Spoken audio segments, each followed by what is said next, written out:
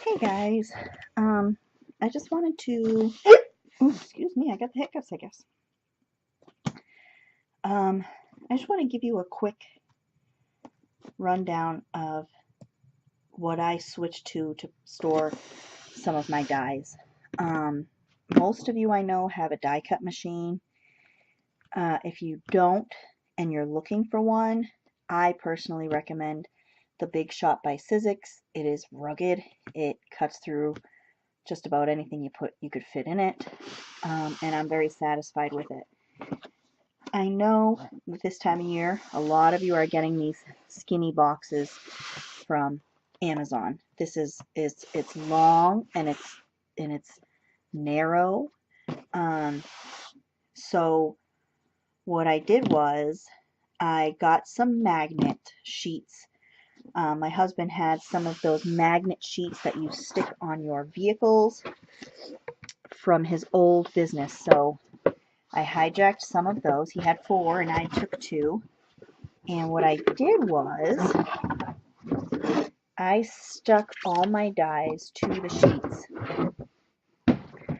um, as you can see.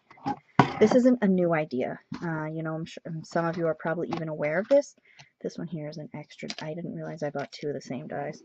A lot of you are probably aware of this, but these dies are magnetic, and you can stick them onto magnetic sheets. I put my Biggs dies, my thicker ones, just on top of those. I could probably even just stick them over here on the side. So you can buy, if you don't have sheets of magnets, because I mean, who just has that laying around, right? Except my husband, who has everything under the sun laying around. You can buy from Lowe's or Home Depot. They sell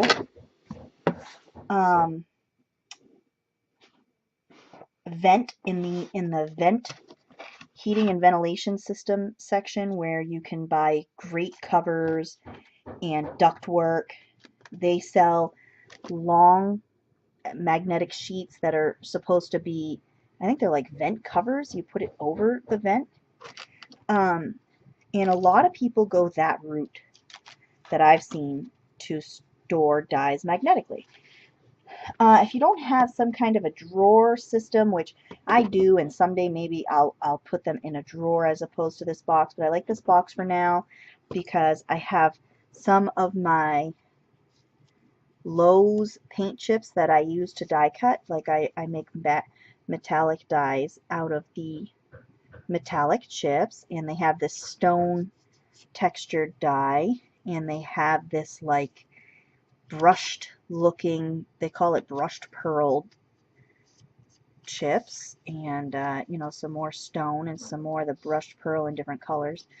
I die cut on these. I mostly make buttons. I use it for buttons. These ones are ones that got chopped off, but I'll still use them for something. And I also put my embossing folders in here.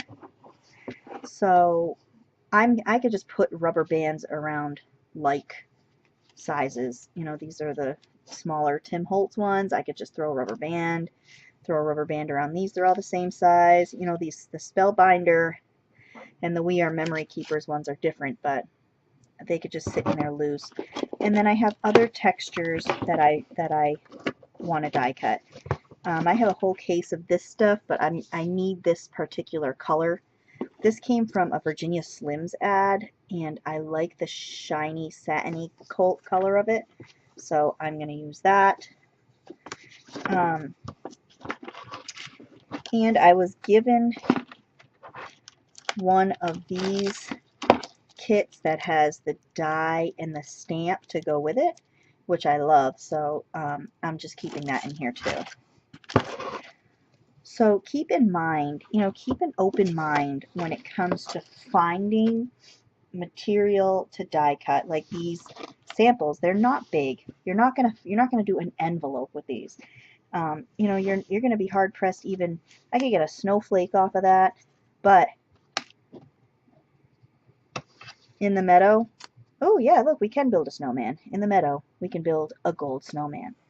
You know, you're not going to do anything big. These are smaller. I don't know if Home Depot might have bigger metallic and textured paint chips, but Lowe's did not. I do a lot of die cutting on chipboard, cereal box material, and the thing that I think really sells me on this, before I was keeping my dies in plastic shoe boxes, right? So this right here, this is actually the one my dies were in. I just threw my excess, when I was working on my angels the other night, I threw the excess stuff for that in here. But, you know, I had to find a separate space for that box, and my space is very limited. So if you use something like this, then when you put it away on the shelf, you put your Sizzix right on top of it. You put your die cutting machine right on top of it, and they store together. The magnetic sheets are heavy. This box is heavy. Let me just tell you that. So don't, you know, I'm keeping it on a plastic container thing right now, and it's like heavy. So I'm probably going to have to clear space on one of my shelves and put it and store it on a shelf instead. But with Christmas here, and you know you're getting packages in from Amazon or Walmart or wherever, save some of these, some of the narrow boxes that you're getting, and put some dies in it. You know, store some dies in it. Get some magnetic sheets. You know, even if you did get them from Lowe's, buy, you know, 1 or 2 at a time. They're $4 or $5 a piece. I just lucked out that my husband had this magnetic stuff. And the only reason why I found out about it was because we were at Lowe's, and I put those magnetic sheets in the carriage, and he was like, "What are you doing with those?" So I told him, and he's like, "Whoa, whoa, whoa." So he gave those to me. I guess that could be considered a Christmas present. But I just wanted to share that. And like I said, this idea is not new by any means of the imagination. It's been around for 100,000 years. I see it on the journal groups on Facebook all the time. But if you're not aware of it, this is an idea. And you could keep your dies and your die cutting machine with each other on a shelf to save space. I am all about saving space. So that's that. I hope I can help at least one person with this idea. And I'll be coming out with some more videos over the next few days since we don't have much going on.